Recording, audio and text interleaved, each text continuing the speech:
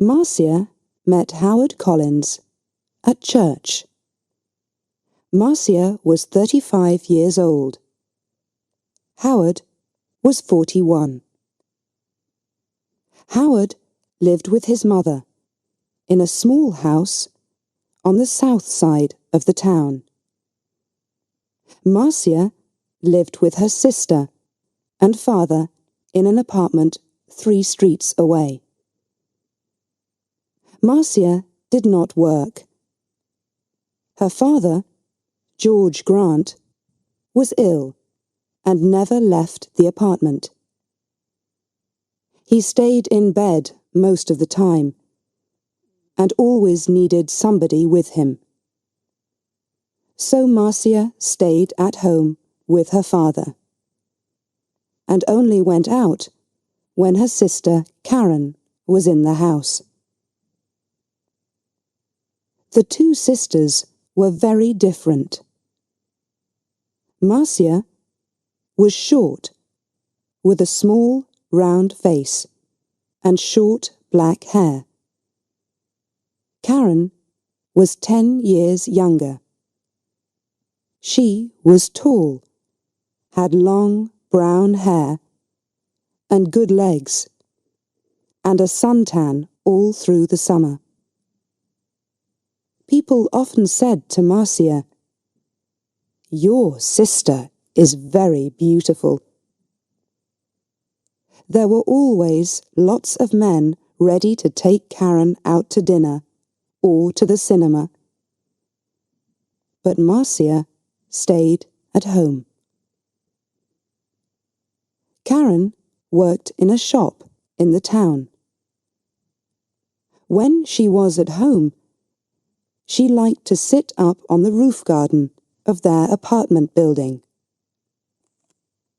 It was one Sunday in May when Marcia came home with Howard the first time. She took him to see her father. George Grant was in bed. He had grey hair and a grey face. Sometimes he read a book, but mostly he just sat in bed and watched television. "This is Howard, Father," Marcia said. "He works at the hospital, and we met at church. I told you about him last week.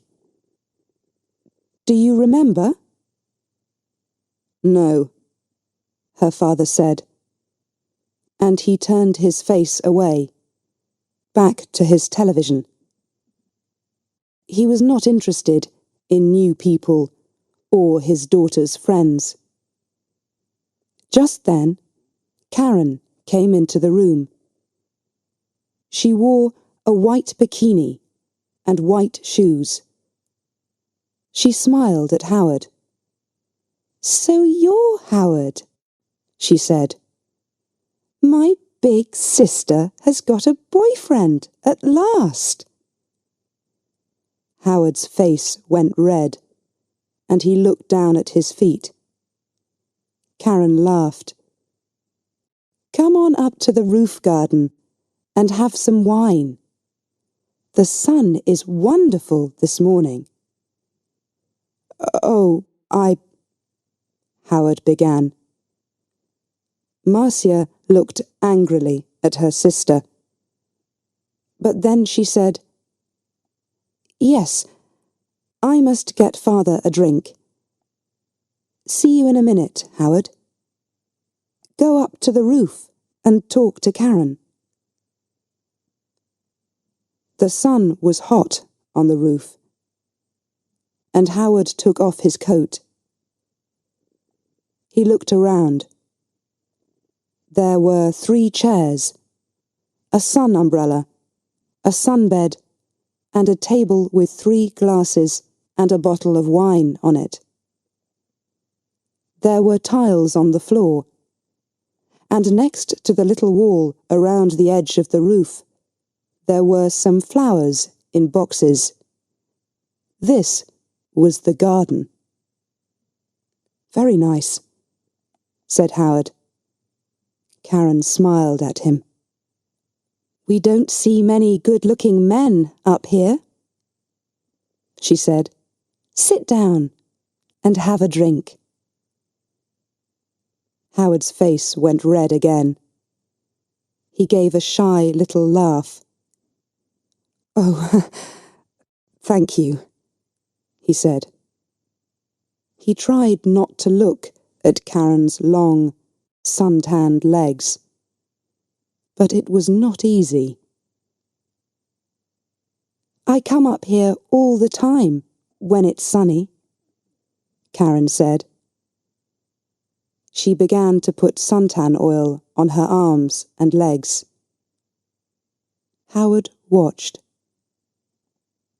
Then Marcia arrived, and the three of them sat in the sun and drank wine. Marcia looked at Howard with love in her eyes. She did not look at Karen. Karen watched them. Her eyes went from her sister to Howard and back again to her sister. She smiled. It was not a nice smile. Every Sunday morning after that, Marcia brought Howard home for a glass of wine after church. Howard stopped his car in the street outside the apartment building, and Marcia said, Sound the horn, Howard. Tell Karen we're here. Then she can get the wine ready. So Howard gave 3 little toots on his car horn.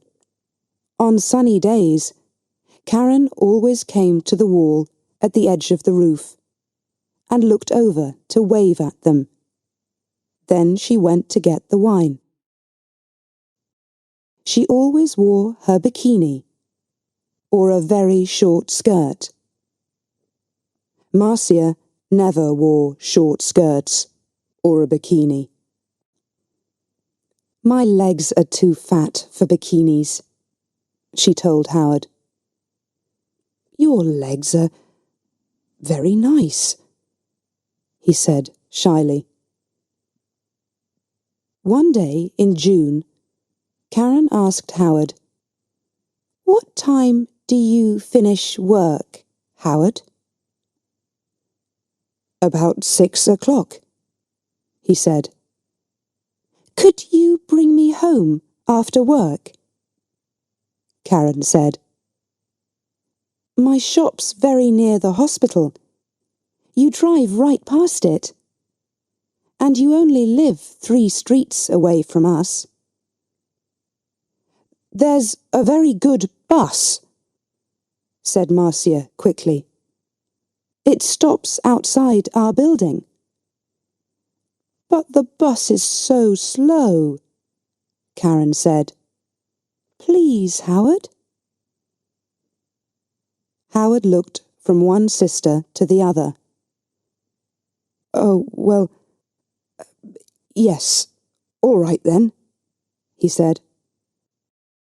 Thank you, Karen said, and gave him a quick kiss. So, every evening, Howard drove Karen home. On the first Friday, they were an hour late. When they arrived, Marcia was at the door of the apartment building. What happened? She asked. Why are you so late? There was an accident, Karen said. 3 cars, all across the road. On that hill by the cinema, you know. We couldn't get past. We couldn't go back. There were so many cars, nobody could move. Howard said nothing. It was a long, hot summer that year. Marcia went to church every Sunday morning. and Karen stayed at home with their father. When it was sunny, and it often was, Karen went up to her sunbed on the roof. When Marcia went up to the roof garden, she always sat under the umbrella. But Karen put on lots of suntan oil and sat in the sun in her bikini. "The hot sun's not good for your body," Marcia said. Karen laughed. "Howard likes my body." "No, he doesn't," Marcia said angrily. "Oh, he does," Karen said. "He's very shy with women, but he always looks at my body very carefully. He does it all the time. Perhaps he wants me to take off." "Stop it, Karen," Marcia said. "Don't say those things." Karen laughed. "What's the matter, big sister? Are you afraid I'm going to take him from you?" Marcia did not answer. The next Sunday, Howard phoned Marcia early in the morning. I don't feel very well," he said. "I'm not going to church today." "Oh, my love, I'm sorry," Marcia said. "Can I phone you when I get home?" "Yes, of course," he said. "I can't phone before 1 o'clock," Marcia said. "I'm going to be late back because there's a meeting after church. Something about Africa, I think." "Oh, yes, I remember," Howard said. But Marcia was wrong. There was no meeting after church that morning. It was the next Sunday. So she left church at the usual time and arrived home at 11:45. First, she went in to see her father, but he was asleep. Then she phoned Howard, but there was no answer. Perhaps he's sleeping, she thought, and his mother doesn't want to answer the phone. She went to her room and put on a long summer skirt. Then she went up to the roof garden. She put her hand on the door to the roof and stopped. The door was half open, and she could hear voices. There was someone with Karen. A man. Howard. Howard? Marcia listened. "I feel bad about this," Howard said. "We must tell Marcia soon, Karen." "No," Karen said quickly. She gave a little laugh. "It's our secret, Howard. Only for a little longer. All right?" I don't like," he began. "But you do love me, Howard," Karen said. "Not Marcia? Say you love me, please." Marcia suddenly felt cold. You know I do," Howard answered. "But—" Karen kissed him. "It's our little secret. Oh, is your car outside, my love? We don't want Marcia to see it." "I didn't bring my car," Howard said. "I walked here." "Good," Karen said. "But it's getting late. You must go, before she comes home." They kissed again. "See you tomorrow," Usual time, usual place, said Karen. Now go. Marcia moved quickly and quietly away from the roof door and ran to her bedroom. She did not want Howard or Karen to see her. She heard their voices. Then the front door of the apartment opened and closed. Howard was gone. Marcia sat on her bed for an hour. Why, she thought. Why does she do it? I stay at home with an old man all the time. I can't go out to work. I can't make new friends. I can't meet new people. I go shopping once a week, and I go to church once a week. That's all. And then I met Howard. When he said, "I love you," I was so happy. And now?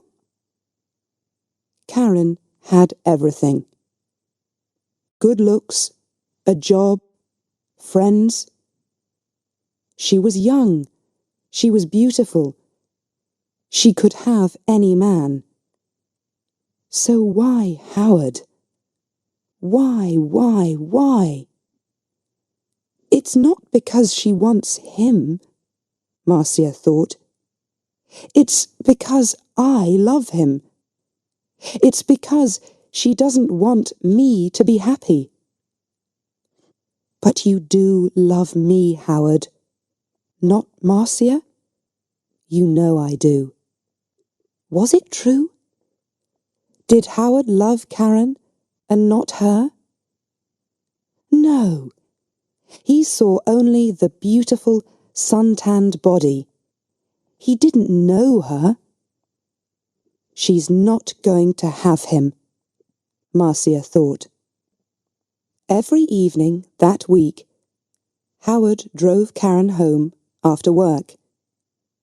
And every evening, they got later and later. The next Sunday, Marcia didn't go to church. I've got a bad head, she told Karen. I just phoned Howard and told him. And he's coming here after church, as usual. I'm going back to sleep for an hour or two. And she went into her bedroom and shut the door. Later in the morning, when Karen was with their father, Marcia went up to the roof garden. Karen's bottle of suntan oil was on the table. And Marcia smiled. When Karen came up to the roof, Marcia was in her chair under the umbrella, with a book in her hand. Oh, is your head better? Karen asked. Yes, thanks, Marcia said. Karen wore her bikini, a new yellow one. She opened her bottle of suntan oil. Oh, there's not much here, she said. I must get some more. She began to put some oil on her legs. 20 minutes later, Howard stopped his car in the street below.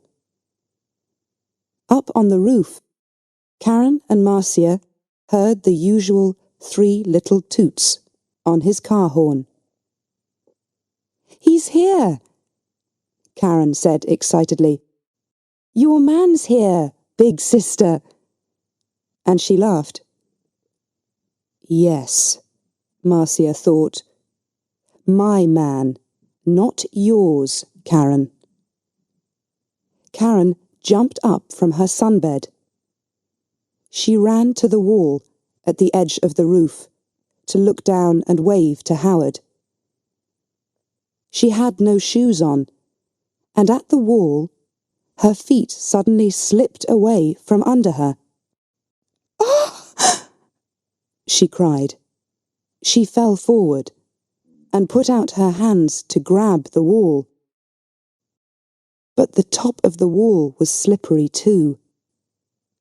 Her hands could not hold it, and slipped away, off the wall, over the edge. And her body went on too, over the edge of the wall, and down, down, down, down. Before she hit the ground, she knew. Slippery. Suntan oil. Marcia.